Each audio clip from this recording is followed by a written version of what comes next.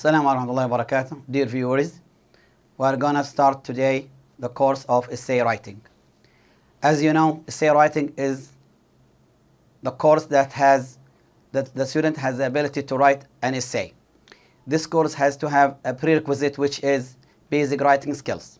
And the basic writing skills, as you learned, it talks about the paragraph. The paragraph, as you know, is made of three parts: the topic sentence, the supporting sentences, and the conclusion. Here in the essay, it's a little bit different. Of course, it is longer and it is more detailed. First of all, we're going to talk about what's an essay, the structure of an essay. What's an essay? An essay is a group of paragraphs written about a single topic or central main idea. So when you start writing your essay, try to focus in one topic only. Don't try to be distracted by any other things. At least, as an essay, at least it should have 3 paragraphs. It could be more than that. The 5 paragraph is common in length. The 3 main parts of an essay, as you have here, it has three parts. Number 1, the introduction paragraph. This introduction paragraph tries to explain the topics. It has the thesis statement, and it comes at the end of or near the end of the paragraph. The main body paragraph or paragraphs, one or more that explain support the thesis. They support the thesis. So these are the main body. In the main body paragraph, the writer tries to explain and define and tells everything about his topic. The conclusion, of course, it summarizes and restates the thesis. So here we're talking about the 3 main parts of the paragraph of the essay. The introduction paragraph, remember that it explains the topics. It should have the thesis. This thesis comes at the end or near the end of the paragraph. The main body paragraph is maybe 1 or 2 or 3, as I have said. It could be 3-part essay or 5-part essay. And the 3-part essay will have only introduction, paragraph, body paragraph, and then in conclusion. But in the 5-part essay, we have more than 1 body paragraph. The conclusion, of course, it will be at the end of the essay. It summarizes, as I said, and restates the thesis. Let's now have the practice of how to label the parts of the essay.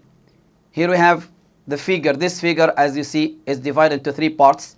The first part, introduction. Of course, we have the title, and then we have the introduction. This is the first paragraph of an essay. It explains, as I say, the topic with general ideas. It also has the thesis statement, as I said. This is a sentence that it gives, the thesis. That gives the main idea. It usually comes at the end of the paragraph. That's the first box. The second box talks about the main body paragraph. These they are the paragraphs that explain and support thesis statement and comes between the introduction and the conclusion. There must be 1 or more paragraphs in the main body of an essay. The last one, as you see, the third box, it talks about the conclusion. This is the last paragraph of an essay. It summarizes or restates, as I said, the thesis and supports the idea of and the supporting ideas of the essay. Look, listen now. Here we have an essay that we want to apply what we have learned so far. This essay, it has 4 parts. The first part is introduction. The introduction here, as you see, it talks about the English and the contribution of the African American in that language. The writer starts with the introduction. If you see the highlighted with yellow, this is the thesis. So it came at the end of the introduction.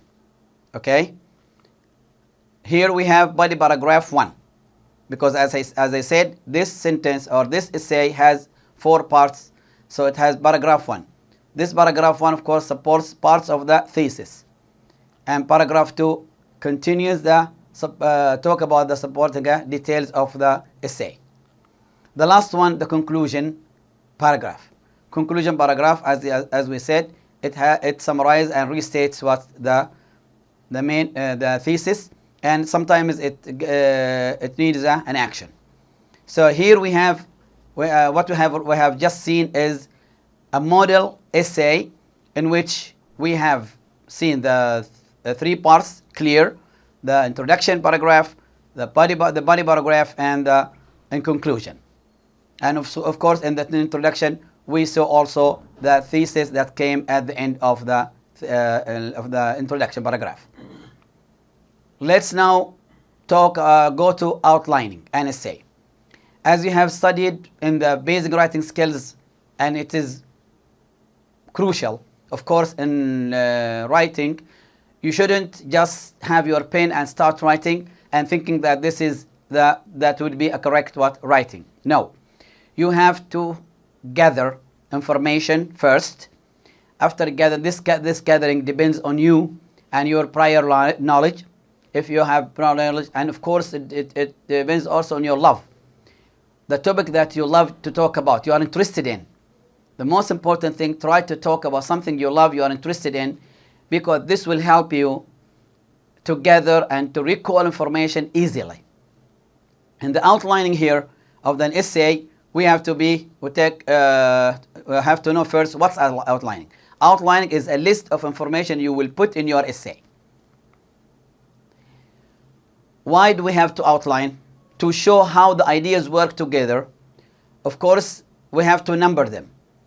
That's the difference between the paragraph and the essay. The essay is going to be chaotic or not organized if you don't pay more attention to this point. This point is very, very important. Here, when you have more than one, of course, we have three parts, we say, right? So first, we use the Roman numerals, as you see here, 1, 2, 3, 4, 5. These numerals, we use them for the main parts of the essay, which what I mean, this one used for the introduction, the body paragraphs, 1, 2, 3, and the conclusion. Now, this is what you have, an example here. You have number 1, introduction, number 2, first main idea, second main idea, third main idea, and the last one, the conclusion. Good. Let's move on. Again, continuing with outlining of the essay. Here we have, number 1, use the capital Roman letters for supporting ideas. Now, as I have said, we agreed that the Roman numbers, we use them for the main parts of the essay, which is the introduction, for example. Here, the first main idea should be to give number 2. And then we have A, first supporting point. Number B, second supporting point, and so on. So after I have the introduction, first main idea, support points, and then second support points, and so on. Use Arab numerals to give details for the supporting points. For example, we have introduction, first main idea, then first support point for the first main idea to be organized, not to be mixed, okay, and then to be missed. So you don't know where to go or which one goes where. So we have this numbers, 1, and then 2, and then the number, the letters to give them for the supporting points. The first detail, we give them number 1. We give them number 1. So look at here, it is like a skeleton. They start from the top, and then the one behind, the one after to the least. So this is how to, your points should be organized in the outlining. The second detail, of course, you will give the number. So as you see here, the numeral, and then the letters, and then the Arab numbers, and so on, of course. Thank you. So this is what I have already said about the essay, the importance of the essay and the outlining. I hope that you get benefit from this. Thank you very much for listening and watching what I have said. Any question you can put them in the comment, and I'm gonna answer them as soon as possible, inshallah ta'ala. Here we come back to the main parts of the essay, that are the introduction and the conclusion. These two have to be paid more attention, because they are, you can say, the first one is the recap for the essay.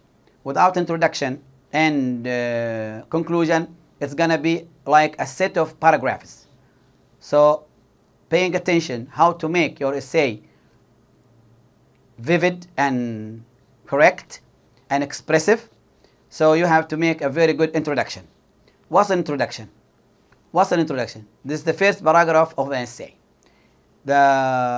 First paragraph of an essay, it should be at least has 5 to 10 sentences. These 5 to 10 sentences, they should have catch the reader attention. They should have a hook. What I mean by a hook is something you talk about. You start your introduction with maybe a personal story, a statistic, or a quotation.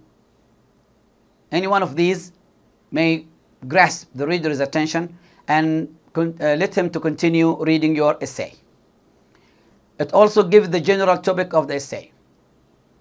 So maybe the reader not always interested in your essay, but when you give him a very focused points in your introduction, that will encourage him to continue reading your essay. So give us the general topic of the essay. Also, it gives background about the topic. You should have a background about the topic, what you are going to talk about. And as you know, it should have what? The thesis statement.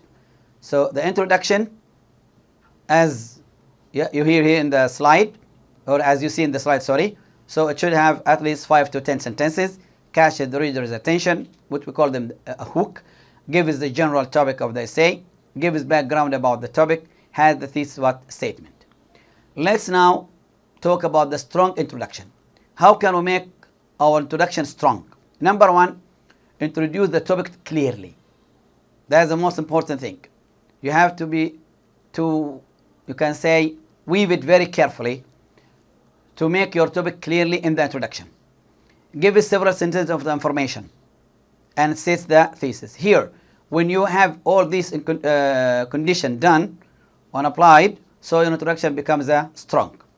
How to make an introduction interesting?